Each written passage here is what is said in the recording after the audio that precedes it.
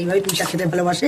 পুঁই শাকটার মধ্যে দিয়েছি 5 ফোড়ন, শুকনো লঙ্কা ফোড়ন দিয়ে তার মধ্যে পেঁয়াজ দিয়েছি, দিয়ে একটু ভেজেছি, টমেটো দিয়েছি, তারপরে হচ্ছে জিরের গুঁড়ো, ধনের গুঁড়ো, আদা পেস্ট করে দিয়েছি, দিয়ে এটা মশলা কষিয়ে নিয়েছি, নুন দিয়েছি, চিংড়ি মাছটা আগে ভেজে নিয়েছিলাম, তারপরে আর তার মধ্যে সবজিগুলো দিয়ে দিয়েছি, কুমড়ো, আলু, ডাঁটা দিয়ে অনেকটা সিদ্ধ হয়ে যাওয়ার পর পাতাটাকে আলাদা কুটে রেখে দিয়েছিলাম।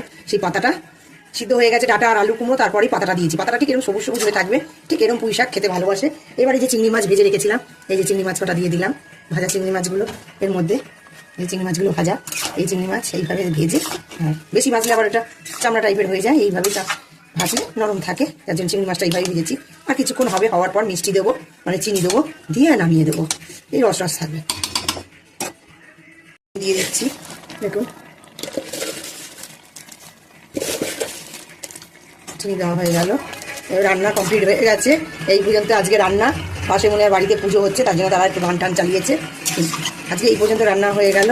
পুঁই শাক চচ্চড়ি এইভাবেই আমি রান্না করেছি। আপনারা যেভাবে রান্না করে খাবেন আমাকে কমেন্ট করে জানাবেন। যদি এইভাবে করে খান একবার কমেন্ট করে জানাবেন ভালো লাগলো কি না লাগলো। আর আজকে এই পর্যন্ত, টাটা।